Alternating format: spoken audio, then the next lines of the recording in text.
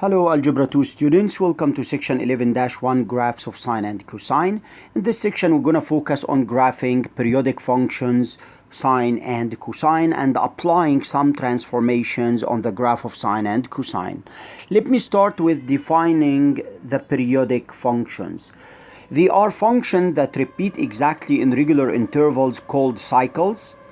The length of one cycle is called period.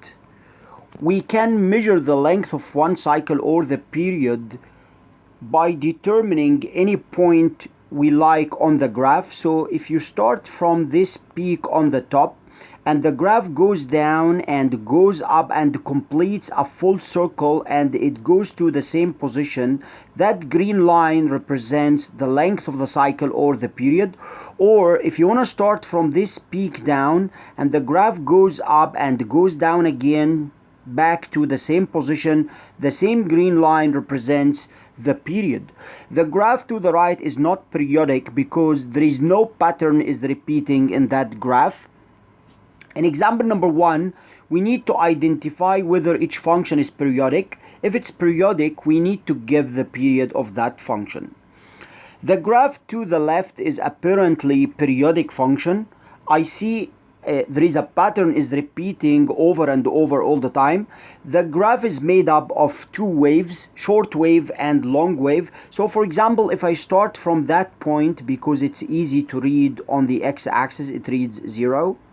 And the short wave goes down, goes up, goes down again. Now this is a complete cycle of the short wave. And the long wave starts to goes down, goes up, goes down again. If I stop at the same corresponding point, this blue line represents the length of this cycle or the period of this periodic function. It's the difference between pi and 0, and it's gonna be pi. In part B, although the graph shows some symmetry between the right part and the left part, but there is no pattern is repeating at all. So the graph to the left is periodic and the period is equal to pi. The graph to the right is not periodic. Guys, now let's talk about the graphs of the parent function sine x and the graph of the parent function f of x equals cosine x. How did we get the graph of sine x? We get this graph from the unit circle. You know guys, the sine function is exactly the y coordinate of any point on the terminal side on the unit circle. So if we start with labeling our coordinate plane, the x coordinate gonna represent the measures of the angles x. It can be any value, but I can determine the labeling way I like. So I'm gonna determine my points. I'm gonna go by 90 degrees, pi over 2. Let me use the radians. So pi over 2 for the first point. Second point is gonna be pi. If you add pi over 2 all the time, you will get pi. You get the coordinate of the third point by multiplying the coordinate of the first point times 3. So this is gonna be 3 pi over 2. 3 pi over 2. Sorry guys. And one complete cycle ends at 2 pi. Now back to the unit circle. When the angle theta is 0, what is sine 0? Sine 0 is the y coordinate of this point and it's gonna be 0. So this graph gonna start from 0, 0. This is my first point. Let me choose some famous easy angles like 90 degrees or pi over 2. Guys, this is pi over 2. And the y coordinate at this point is 1. So at pi over 2 we have a peak on the top at 1. At pi the x coordinate, sorry, the y coordinate is 0. At 3 pi over 2 or 270 the y coordinate is -1. And at 2 pi when the circle is finished the y coordinate is 0 again. Let me connect those points guys to get the graph of the sine. The graph is going to be like that guys, and this graph continues forever from both directions, so you may continue the pattern to the right and to the left. I just limit my domain in order to graph this function, and whatever applied in one cycle is applied in the whole coordinate plane. The very important characteristic of this graph, guys, the graph of the sine function, the minimum point occurs at -1 and the maximum point occurs at 1. So the range of this function is going to be the period from -1 to 1. And the second important characteristic is the length of the period. This graph completes one revolution or one cycle at 2 pi, and the pattern repeats over and over in another 2 pi and another 2 pi. Another important characteristic is the x-intercepts. The first x-intercept occurs at 0, the second x-intercept occurs at pi, 2 pi, 3 pi. So you can say at the multiples of pi. We're talking about the graph of f of x equals sine x. What about the graph of the parent function f of x equals cosine x? Guys, cosine x, when you talk about cosine x, you're talking about the x coordinate of the points. So let me start with labeling my x-axis. That's pi over 2 and pi, 3 pi over 2 and 2 pi. That's enough for now. It's useful to limit the domain at the beginning. When the angle theta is 0, the x coordinate is 1. So 0 and 1 is my start point for the cosine function. When the angle is pi over 2 or 90, the x coordinate is going to be 0. So at pi over 2 I have intersection with x-axis. At pi I have a peak down at -1. At 3 pi over 2 the graph intersects x-axis again, and at 2 pi I have a maximum point at 1. If you connect those points, guys, you will have the graph of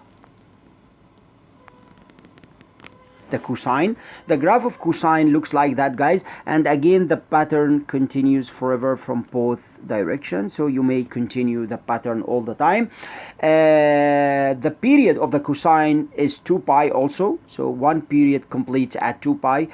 The range is between -1 and 1, similar to the sine function. Okay, guys, but the x-intercepts are quite different. The first x-intercept occurs at pi over 2, and you add pi to this value. So the second x-intercept occurs at pi over 2 plus pi. Pi is a half cycle, so it occurs at 3 pi over 2. The next one is expected to occur at 5 pi over 2, 7 pi over 2, to the right, to the left.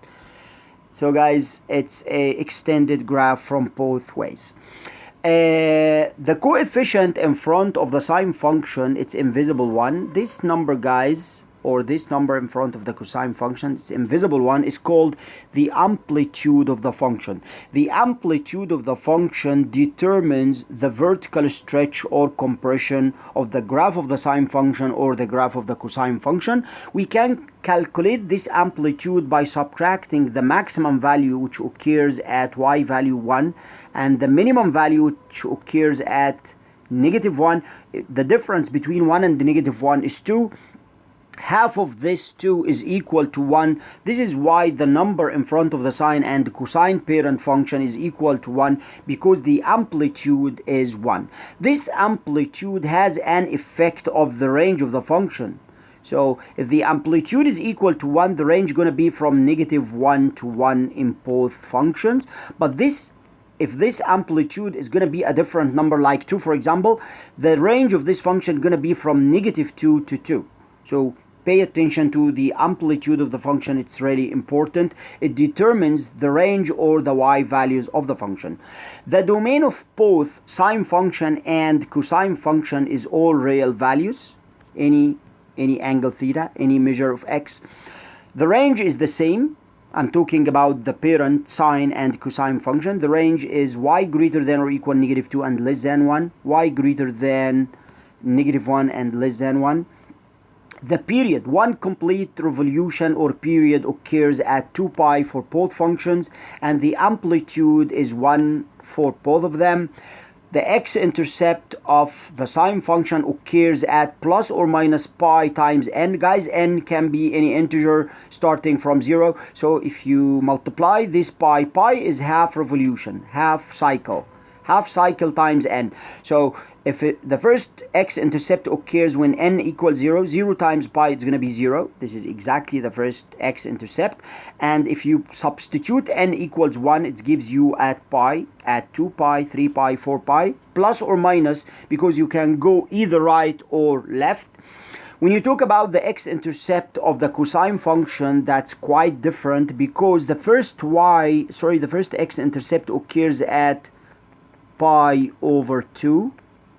So you have to add this pi over 2 plus or minus n times half cycle. So pi over 2 plus or minus pi n. You may substitute n equals 0, 1, 2, 3. So the second x-intercept occurs when n equals 1. So it's pi over 2 plus pi. That's exactly 3 pi over 2. And you may continue the pattern to the right or to the left. Let's apply some transformation of the sine and cosine function, and let's start with applying vertical and horizontal stretch or compression.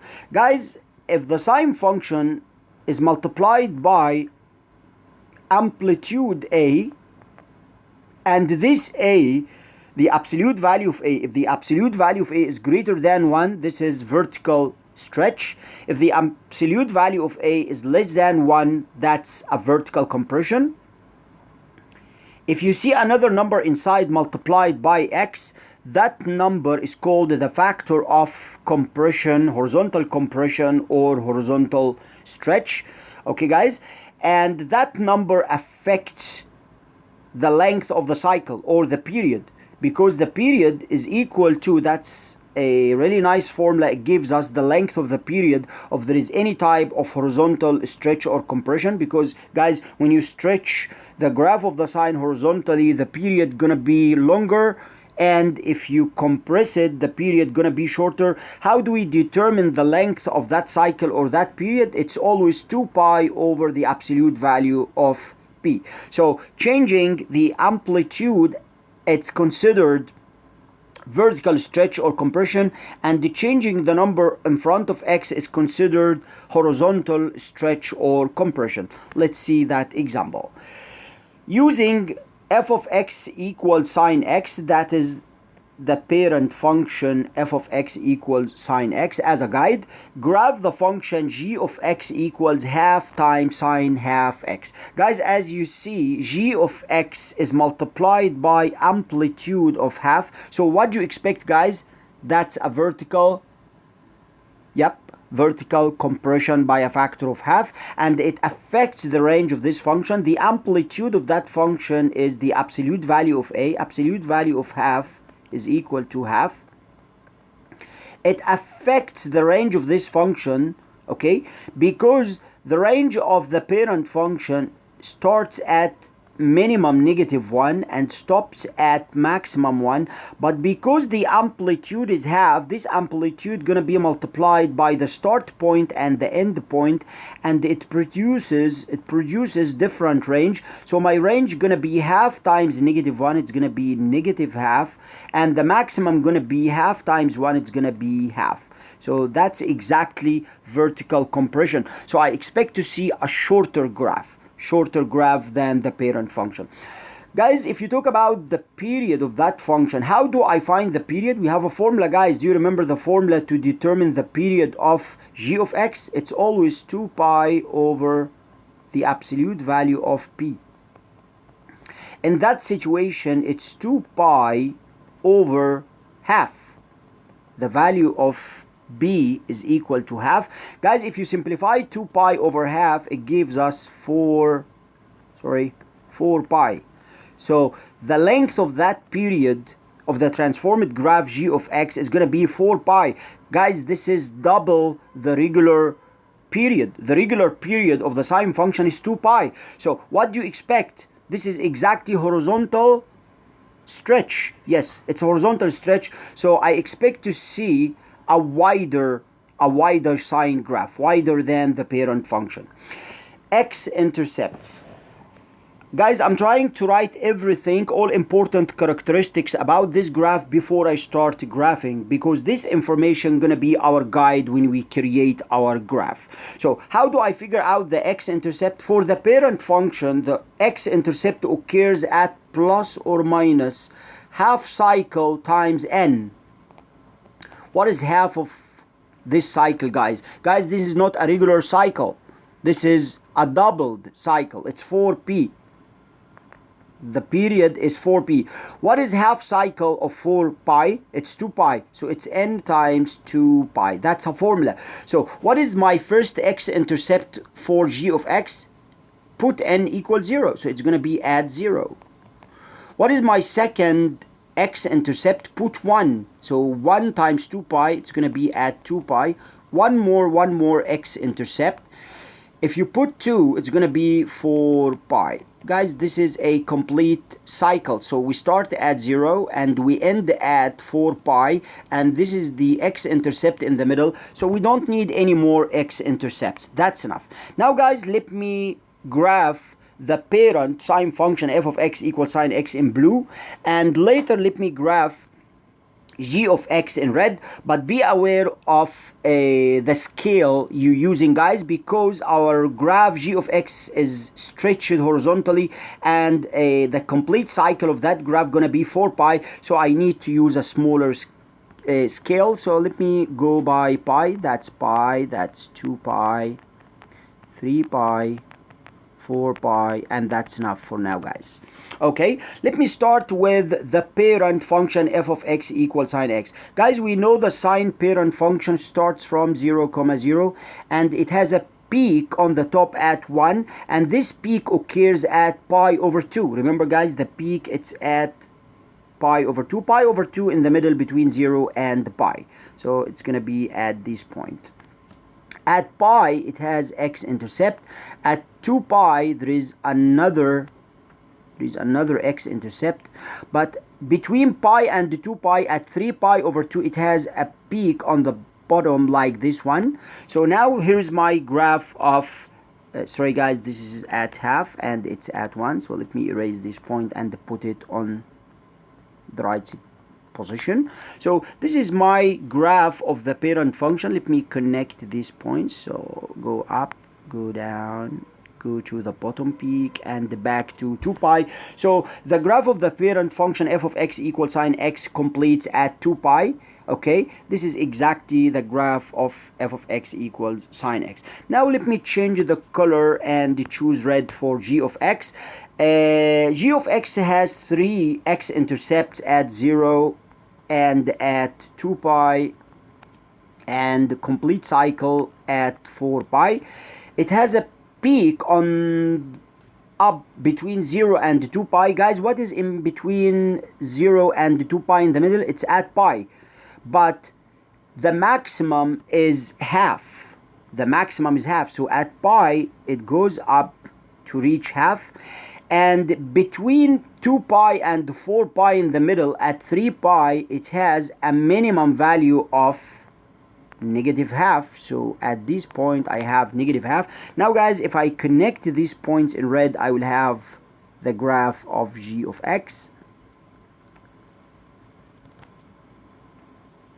That's the graph of g of x. Of course, I can continue that pattern to the right and to the left. I can also continue the pattern of the parent function.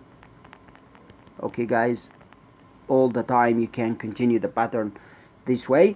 So if you start with finding these 4 important characteristics of any trigonometric function: the amplitude, the range, the period, and the x-intercepts, you can graph any trigonometric function easily. See you in the next part. Thank you.